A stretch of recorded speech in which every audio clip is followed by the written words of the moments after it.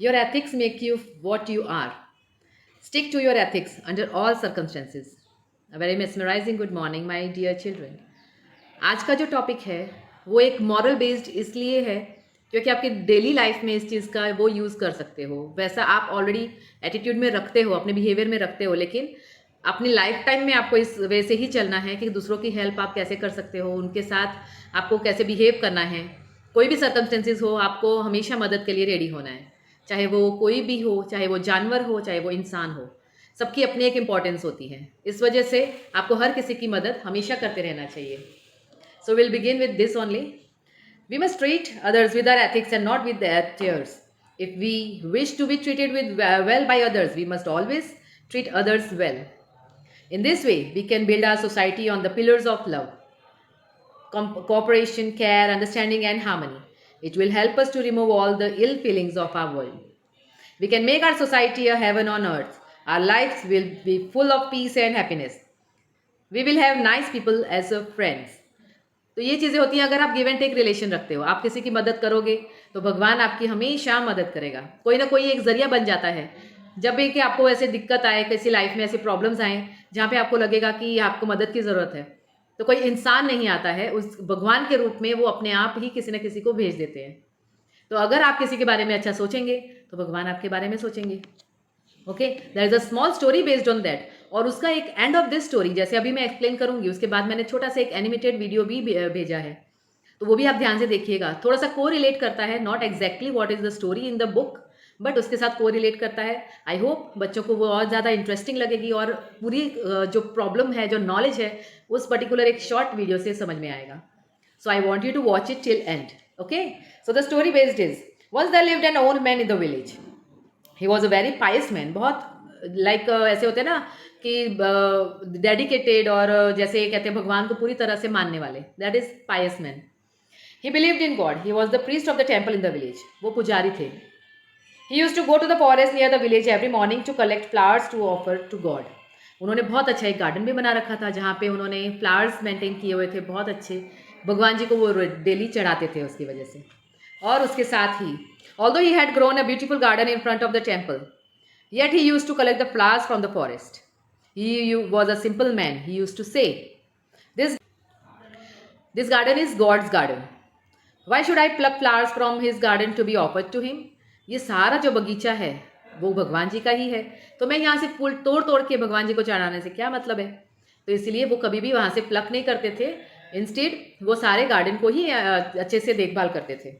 One day the old man went to collect flowers in the forest. जंगल से बहुत सारे अच्छे अच्छे और डिफरेंट टाइप्स के फ्लावर्स वो इकट्ठे करते थे, तो वो ऐसे ही जंगल में गए लेने के लिए। He suddenly saw kitten stuck in the hole. छोटा सा ना कैट, छोटा बेबी कैट किटन, वो होल में फंस चुका था, तो उसको देख के वो रुक गए। The poor animal was struggling to get out of the hole. It was so small that it could not come out of it. The old man watched it for some time. उन्होंने देखा कि वो struggle कर रहा है बाहर निकलने के लिए, होल में फंस तो गया था क्योंकि छोटा था इसलिए वो बाहर नहीं निकल पा रहा था। तो वो वॉच कर रहे थे कि इसको किस वजह से और कैसे बाहर निकाला जाए और ये कितनी तकलीफ में है। इस वजह से वो वहीं पे रुक गए थे उसको देखने के लिए कि क्या उसकी वो मदद कर सकते हैं किसी भी तरीके से। He felt sad for the kitten. He kept his flowers basket by the side of the hole and put his hands in the hole to bring the kitten out. तो उसके साथ ही उसको हेल्प करने की सूझी, तो उन्होंने इसी वजह से उसके मदद करनी चाहिए कि मैं किसी भी तरीके से इसको बाहर निकालना चाहता हूँ। तो देखते हैं अभी क्या आगे करते हैं वो। As he put forward his hand, the kitten scratched out of fear. The old man pulled his hand, screaming with pain, but he did not stop. He tried to take his hand to the kitten again and again. तो ऐसे ही उसको ऐसे डर था, छोटे babies को already ऐसे डर होता है कि शायद ये मुझे मारने तो नहीं आ रहे हैं।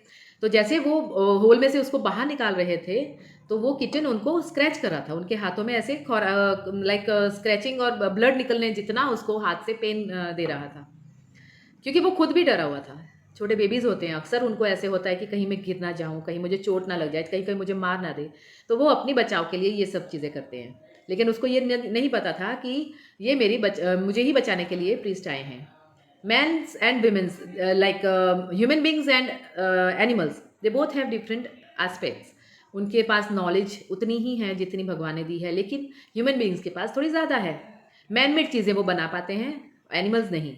तो वो इतनी नॉलेज नहीं क्रिएट कर पाते कि सामने वाले के एटीट्यूड्स को, अपने नेचर को, बिहेवियर को वो जान पाए। उसके लिए एनिमल्स को साथ में रहना पड़ता है। दिस इज़ अ रीज़न कि हम पेट्स रखते हैं और धीरे धीरे वो हमारे से यूज टू होते हैं। Yes. So, a man was watching all this from the distance. He screamed in surprise, "For God's sake, stop helping this kitchen. It will get out of the hole by itself. See what you have done to your hands." But the old man turned a deaf ear to what the man said and continued to try to bring the kitchen out of the hole. अब बार बार उसको ये चीज़ें चोट लग रही थी, बार बार वो खरोच दे रहा था किचन, लेकिन वो फिर भी मदद करने से पीछे नहीं हट रहा था। ऐसे ही एक वहाँ से एक मैन पास कर रहा था और उसने देखा और उसने उसको डांटा कि आप ये क्या कर रहे हो, वो किचन आपको चोट पहुँचा रहा है और फिर भी आप उसकी मदद कर रहे हो। लेकिन प्रिंस ने उसकी एक नहीं सुनी, उसने अपनी ही मन से उसको बचाने की कोशिश करते रहे। The man could not see the old priest getting his head scratched. He again shouted, "Dear priest, the scratch of cats is poisonous. Don't you know what can happen to you?" The priest did not care about him. He just continued saving the animal until he finally succeeded. अंत में वो success मिली उनको, ये जान के कि बार बार मेहनत करने से कुछ ना कुछ तो हासिल होगा ही। लेकिन उसने वो इंसान की, उस मैन की एक नहीं सुनी, उसने अपना ही करा। उसने चाहा कि मैं किटन की जान बचाऊं। Then he walked to the man and said, "Son, it is kitten's instinct that make it scratch and hurt. But I am a God-fearing man. My job is to love and care." Like भगवान के डर से हम क्या करते हैं, कैसे अपना ज़िंदगी बिताते हैं, अपने सिचुएशन को हैंडल करते हैं, ये हमारे हाथ में होना चाहिए। हम इंसान हैं, इंसान ही एक दूसरे की हेल्प कर सकता है। इंसान हर किसी की हेल्प कर सकता है। पूरी सृष्टि में एक ऐसा है इंसान ही जो सबकी मदद कर सकता है। तो किसी की भी हेल्प करते वक्त हेजिटेशन मत करो, सबकी मदद करो, जहाँ तक आपको हो सके उतनी उसकी हेल्प करो। हम नहीं जानते कि हमारी वो मदद हमारे लिए कितना एक पॉजिटिव एटीट्यूड लेके आ सकती है, हमारे लिए कितना अच्छा आगे का फ्यूचर सिक्योर कर सकती है।